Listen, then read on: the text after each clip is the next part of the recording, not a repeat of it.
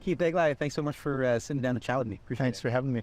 So you just shared this very private conversation, something you left public life to tackle and just shared it publicly today. First, how are you doing?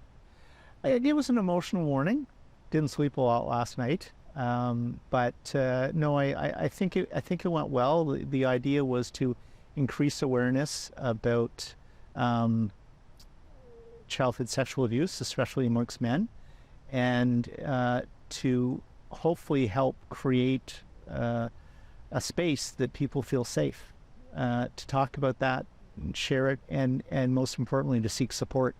On a personal level, like you wrote this op-ed in the Citizen, right, back in April, about a year after leaving politics, about how you needed the time away from public life to deal with these very personal issues. Where are you on that path now that allows you to talk about this publicly? Well, I mean, first of all, I don't think the path ever ends, you know, it's not a linear journey in any way. But for me, and again, I stress for me because every survivor is different. But for me, it's been a healing process to share. Before I started talking about it, except amongst my closest friends and family members, the fear was always, what's the reaction going to be? Especially when I was a public figure, what's the reaction going to be? People going to believe me, or are they are not going to believe me, or sort of thing. Are they going to think less of me? But the more that I shared and sort of broadened that group that knew about this, the response was always positive, always supportive. As my wife said, I told you that from the beginning, that people were going to be kind, and they have. But that's a big jump for a survivor to be prepared to take that risk, that people may not be kind, may not be supportive. And I think that's why a lot of people hold it in for as long as they do. That was a hard thing to believe. Absolutely.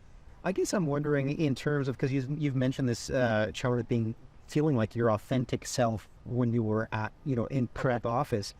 Can you talk to me a little bit about that conflict of being a public figure, but a city councillor, an official, and yet, feeling like a human being was hurting on the inside?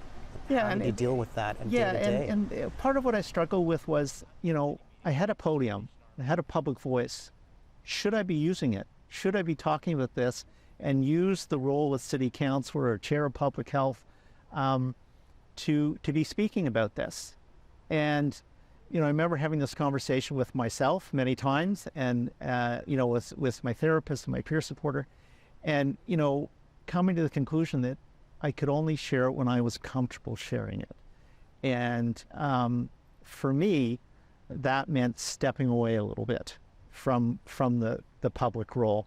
I guess I was wondering about that, right? Like, the panic attacks, the flashback, the fear that you wrote about, did that ever come up, like, in the course of city council or your role here? Yeah, so, I probably wouldn't have said it at the time, but there were times that when I had to take some medications to assist me to sort of even things out, to assist with that.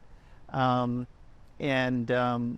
again, as I said, I was blessed with amazing staff. They made me feel more comfortable in circumstances that I probably wouldn't have normally felt. I knew they were there. I knew they were there to support me. They didn't know the whole story, but I knew I could trust them. You are now delving back into memories that were hidden for so long. What is that like for you now? Better than it was at first. At first, it was terrifying. It was coming to grips with what had happened to me, and trying to process that, trying to understand that, trying to figure out what my role in it was. One of the significant things that therapy helped me with was my psychologist helped me to understand that there were really two versions of Keith. There was little Keith, as she called it, who went through this, but then there was the adults who could see it through a different lens, could assist my younger self, if you will, in processing it, in protecting my younger self from it, and making me understand very importantly, that there really wasn't anything I could do as a 6 or 7-year-old to stop it. I just didn't have the tools. Is that some of the message that you shared with people here today? Absolutely. You know, the biggest message I hope I got across was, it's not your fault. It's nothing you did. It's nothing, you know, I went through that. I have 3 siblings. None of them had the same experience. They all had contact with the same individual, but not in that way. None of them were abused or assaulted. And that caused me a lot of confusion at first. Like, why me? Why was it me? Why wasn't one of my brothers? Why wasn't my sister? You know, and it makes you think that somehow you are responsible for what happened to you. And I think that, you know, biggest message I can share is you're not. You didn't do that. The person who assaulted you, they're the one responsible. If there's any shame, if there's any blame, it's on them. It's not on you. You know, you're not alone. The people do care about you and will support you. But again, you have to make that decision when it's comfortable for you to do it. But when you do, be prepared for people to be there for you.